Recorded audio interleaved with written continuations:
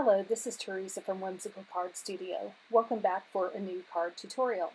Today I'm creating a scene using stencils, masking, and stamping. So I have a couple of stencils here that I will be using to create my scene. I'm using these removable ID labels as a masking paper. So I've stamped out the images I plan to use, and I'm cutting around the pieces that I will need to use to mask the scene. As you can see, I've just cut out some of the ovals and places rather than having to cut out the entire part of the sign and chairs in order to complete this. So I'm using my test panel in order to line up the first couple of stamps to go onto my scene, which is the awning and the Café set patio set.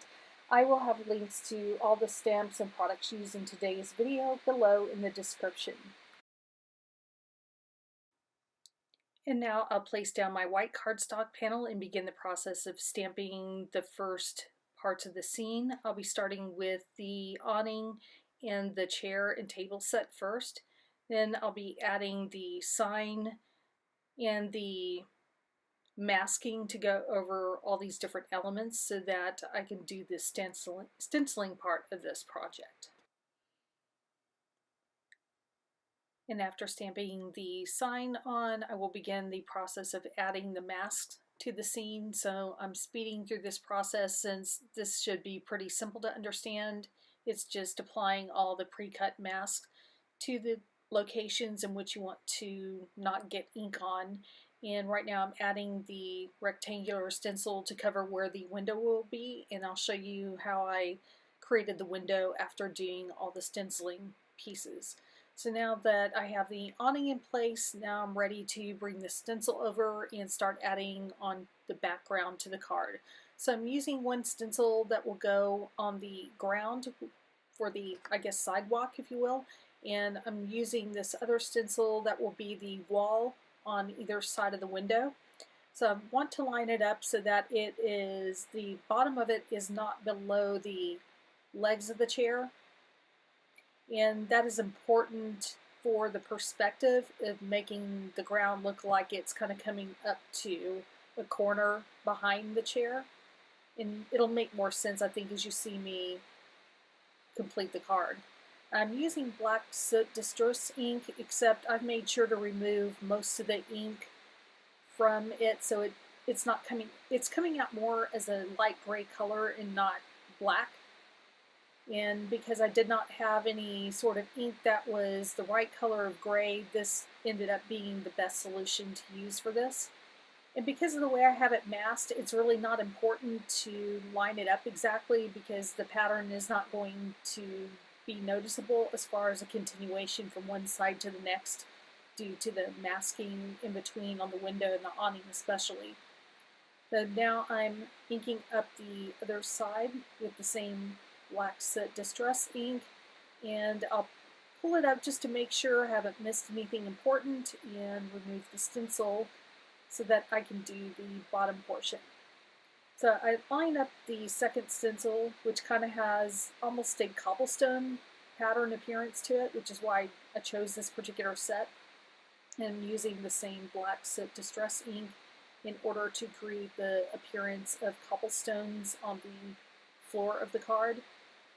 And to also add to that perspective where the wall ends and the sidewalk begins, I'll just use one of my stamping blocks as a guideline, and I'm using a gray Copic marker to draw a line in between the wall and the sidewalk, which I will go back later and soften up that line a bit so it's not so harsh. So once I get to this point, I start removing the masks over the awning and window and the sign, and then I'll be ready to move on to the next step.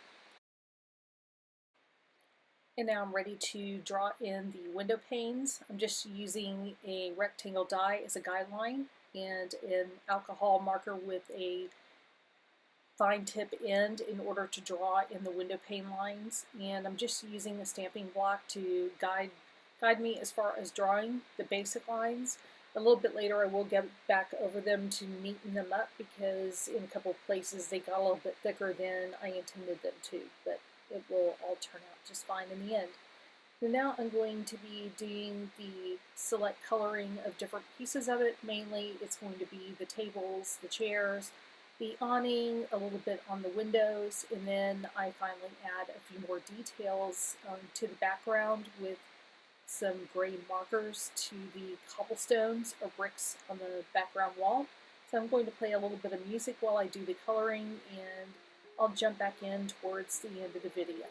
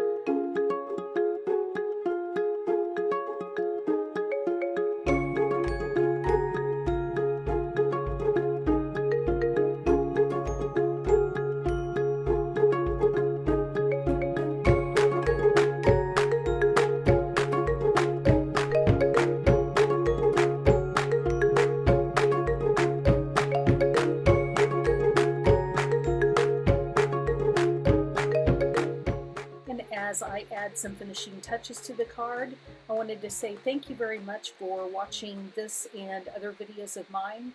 I hope that you'll take the time, if you have not subscribed before, to go ahead and do so.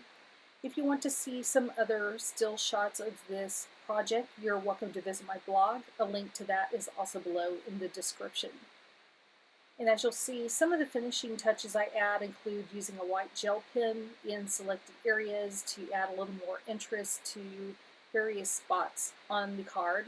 And I did trim around the edges and glued this down to a white A2 size card. And that is the project for today. Thank you, and I'll see you next time.